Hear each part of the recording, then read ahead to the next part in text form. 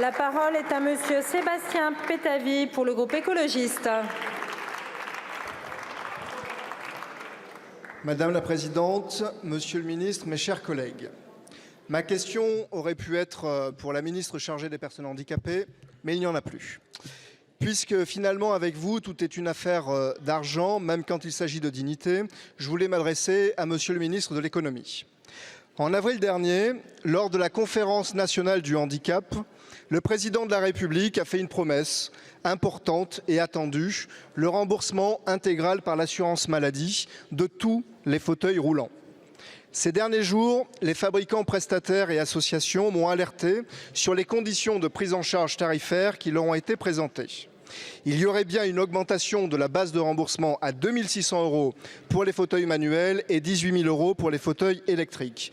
Mais un plafond du même montant serait instauré. Nous nous retrouverions alors dans une situation ubuesque. Tous les modèles au-dessus du plafond ne seraient plus du tout remboursés. Un exemple simple, mon fauteuil. Regardez mon fauteuil, Monsieur le Ministre. Il n'est pas spectaculaire, pas extravagant, il est juste adapté, léger, maniable et sur mesure. Ce fauteuil coûte aujourd'hui 8 000 €. Ce n'est pas un luxe, c'est une question d'autonomie et de dignité. Avec les nouvelles conditions de prise en charge, mon fauteuil ne serait plus du tout remboursé. Nous l'avons vu avec le PLFSS. Votre seule volonté est de contenir les dépenses au détriment de l'autonomie, du bien-être et de la dignité. Alors que fait-on ? Que fait-on, Monsieur le Ministre, pour ces personnes qui vont devoir maintenant payer la totalité du prix du fauteuil roulant alors qu'ils n'y arrivaient déjà pas avec un reste à charge? Que fait-on pour ces parents qui vont devoir continuer à créer des cagnottes participatives pour espérer financer le fauteuil de leur enfant?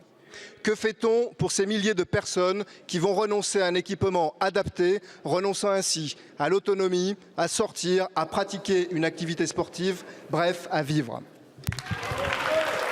Merci beaucoup, mon cher collègue. La parole est à Madame Catherine Vautrin, ministre du Travail, de la Santé et des Solidarités. Merci Madame la Présidente, Mesdames et Messieurs les députés, Monsieur le député Sébastien Pétavy.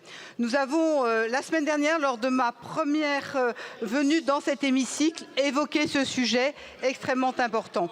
Vous avez raison, le Président de la République a pris un engagement. Cet engagement, il l'a pris devant la Conférence nationale du handicap. Le sujet, c'est celui de l'autonomie. L'engagement du Président de la République, c'est le remboursement intégral, c'est l'engagement qu'il a pris. Aujourd'hui, nous sommes à un moment où il y a une concertation entre les associations de patients d'une part, d'autre part l'ensemble des fournisseurs, et c'est dans cette concertation que nous devons trouver les réponses et travailler ensemble sur le sujet. C'est d'ailleurs le sens de l'échange que j'ai eu avec vous la semaine dernière et je suis à votre disposition pour que nous continuions sur le sujet, car l'autonomie des personnes ayant besoin d'un fauteuil roulant, c'est l'une des réponses les plus concrètes que nous pouvons apporter à nos concitoyens. Merci beaucoup, Madame la Ministre. S'il vous plaît, la parole est à Monsieur Richard Ramos pour le groupe démocrate.